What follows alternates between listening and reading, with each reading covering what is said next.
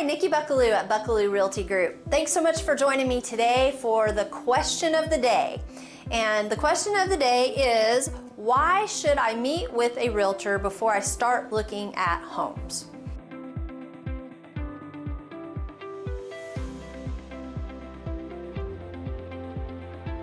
Great question. And it's a valid question because historically people have gone online, they've looked for property that they're interested in, they've driven all over town, they've looked at open houses, and then when they found a house they wanted, they called a realtor and sometimes made an offer, or maybe that realtor got with them and they started looking at homes going from there forward.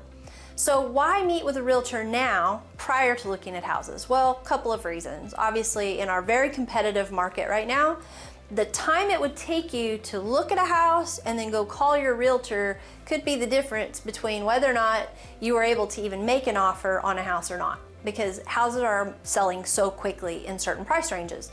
So I just want to explain what happens when you meet with a realtor, because people wonder, well, gosh, what do I do when I meet with a realtor before I've even started looking for houses? And that's a fair question. So sometimes you'll hear real estate agents refer to this as a buyer consultation. Okay, that's a very real estate lingo oriented term.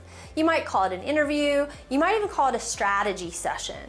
But basically, it's a meeting. And during that meeting, you're gonna do really three things. The first thing you're gonna do is the agent is going to go over the big picture. They're gonna talk to you about the market, they're gonna talk to you about the market conditions, they're gonna go over the steps to the purchase process, including probably your lending needs and kind of the title process, the contract process. They're gonna go over big picture stuff. Then they're also going to want to know from you, what are your specific needs? What are the things you want? What kind of home are you looking for? What price range do you prefer? What's your budget? Do you have the financing in place or do you not? They're going to kind of get down into the more personalized information during that part of the conversation.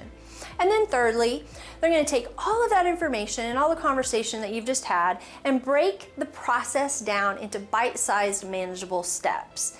And the first step might be that you need to get pre-qualified for a loan.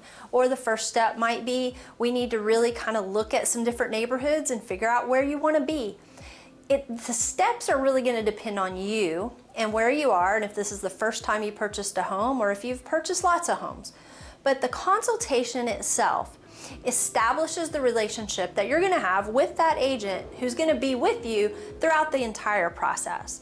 So it only makes sense to meet them ahead of time and make sure that, well, that you get along, first of all, and that that person is going to do a good job for you.